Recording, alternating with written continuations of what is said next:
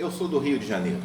Comecei a capoeira com o grupo ACDP, Mestre Pantera, e estamos agora desenvolvendo uma famosa liga de capoeira internacional, que vai poder, assim, passar os ensinamentos dos mestres mais antigos, como o Mestre Poeira, Mestre Pantera e outros mestres.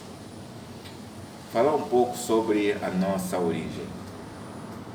A nossa origem teve várias fases, né? Vamos dizer que fases capoeirísticas. A primeira fase foi a fase do Mestre Poeira com o grupo Pantera.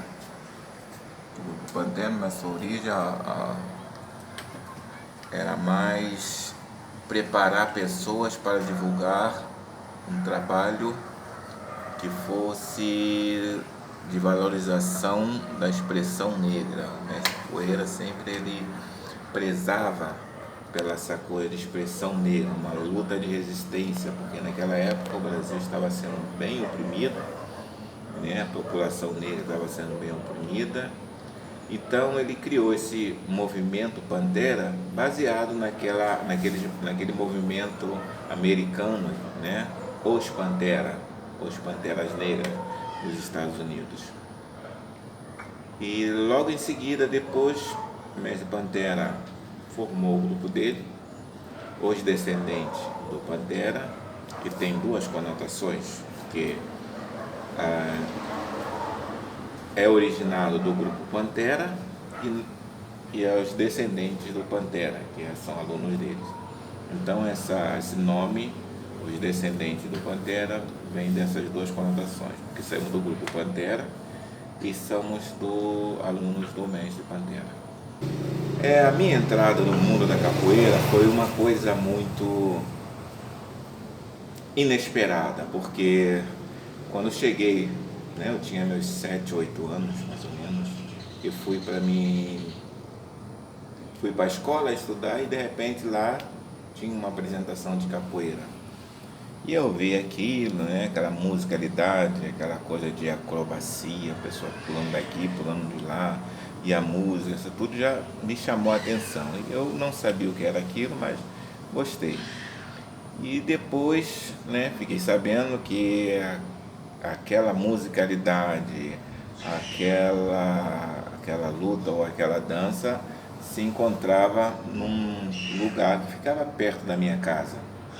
Então, num dia de treino, eu fui para lá conhecer, né, um pouco mais sobre aquela dança, sobre aquela luta.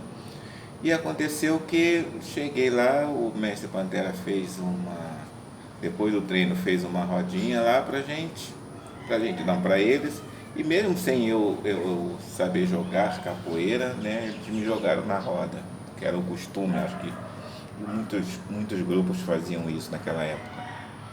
E assim que o mestre me jogou na roda, né, e joga daqui, faz aquelas brincadeiras de lá, e eu solto um golpe lá, um chute lá meio desengonçado, e consigo acertar um aluno, né, do Mestre Pantera lá, que na época era um pouquinho mais graduado dos demais. E isso então que gerou o meu nome, né, Pontapé, porque eu consegui acertar esse aluno do Mestre Pantera. Mas foi coisa de principiantes, eu sempre tive essa sorte, essa coisa de, na primeira vez eu sempre ganho, mas se eu continuar depois eu ia perder. Qualquer coisa que eu fizesse foi sempre assim, ou no jogo, ou qualquer coisa, sempre a primeiro milho, como dizem, primeiro milho era dos pintos, né? Então acontecia sempre comigo isso. E aí ganhei o nome, o apelido de capoeira de Pontapé, sem ter batizado nem nada, que coisa boa. Consegui ganhar um apelido antes do batizado, logo no primeiro dia. Então eu posso dizer que sou muito feliz. E com o tempo comecei a treinar com o Mestre Pantera, né, naquele lugar. Depois conhecemos outros lugares, vou começar a falar o nome dos lugares, que na época, nos anos de 1978, 77, estava no Cara de Boi, na Tijuca. Depois fomos para a Rua Aguiar, também lá na Tijuca, só que é do outro lado da Tijuca. E depois, finalmente, entramos para o colégio de aplicação da UERJ, onde que dali o Mestre Pantera conseguiu, então, divulgar seu trabalho e espalhar praticamente para quase todo o Rio de Janeiro, né? A cidade do Rio de Janeiro. A Tijuca praticamente já era do Mestre Pantera, porque ali ele dava aula em 3, 4 lugares, mais na época agora é mestre Pirata, né? Mas na época ele não era mestre, então ele dava aula em alguns lugares. Depois foi o Joãozinho, aluno do mestre Pirata, dava aula também, e aí começaram a espalhar os alunos por vários lugares. E o grupo foi crescendo. Chegou uma época em que o grupo já estava entrando, que eu chamo de área ou zona vermelha, que é a Zona Sul, porque a Zona Sul era um outro grupo que comandava a Zona Sul, que a nossa capoeiragem era dividida no Rio de Janeiro em dois tipos de capoeiragem, o pessoal da Zona Norte e o pessoal da Zona Sul. E de vez em quando havia um pequeno conflito entre a gente, né? Esqueci de falar, antes do grupo crescer tanto no Rio de Janeiro, tivemos a sorte do mestre Militão também ir para o Espírito Santo, para Vitória.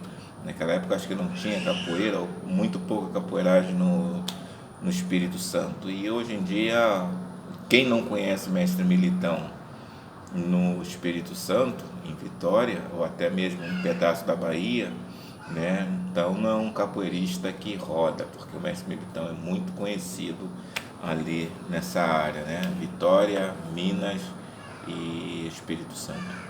Então, voltando para o Rio de Janeiro, o grupo começou a crescer. Acho que na melhor fase do grupo aconteceu que o Mestre Pantera e Mestre Pirata foram para fazer show fora do Brasil.